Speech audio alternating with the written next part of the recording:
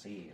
Jadi sistem katrol yang kedua, benda M1-nya berada di meja datar, benda M2-nya ngegantung di katrol. Masanya ini M1, ini M2, katrol masanya M, moment inersianya K mR kuadrat. Pertanyaannya sama, berapa percepatan sistem, berapa tegangan tali T1 dan T2.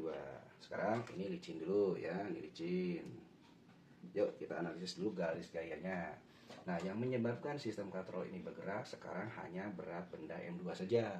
M1 tidak mempengaruhi pergerakan sistem katrol, sehingga kamu gambarkan di sini garis gaya berat untuk M2 kita sebut W2, M2 kali G. Oke.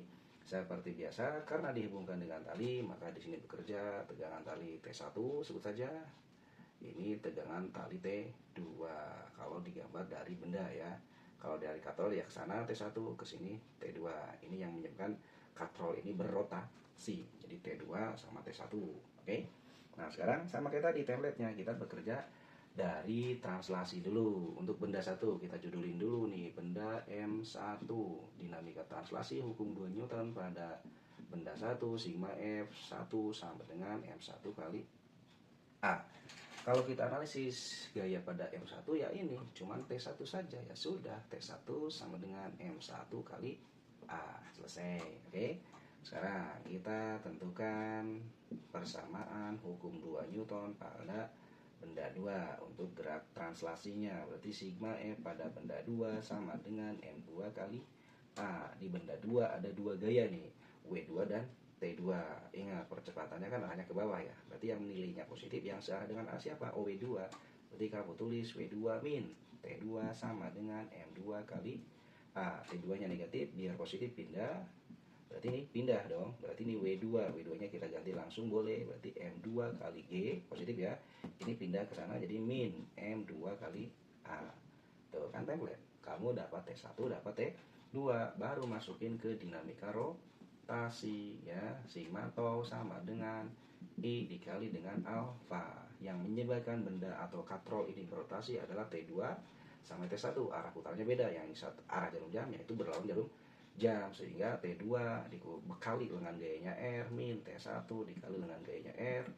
Momen inersianya kita ganti koefisien mR kuadrat, ini diganti A per R. Coret, coret, coret, coret, coret. T2 min T1. T2 nya kita tulis nih, M2 kali G min M2 kali A min T1. Berarti T1 nya langsung min aja ya, min M1 kali A sama dengan K M katrol kali A. Oke, yang ada MG-nya pisahkan, yang MA-nya pisahkan. Berarti di sini cuma satu dong. M2G sama dengan pindah semuanya nih. Berarti M1 min jadi plus, M2 min jadi plus, KMA yang ini. Udah, A-nya keluarin. Berarti M2 kali G, misalkan A-nya keluar, M1 plus M2 plus koefisien dari massa katrol, sehingga A ya inilah template-nya.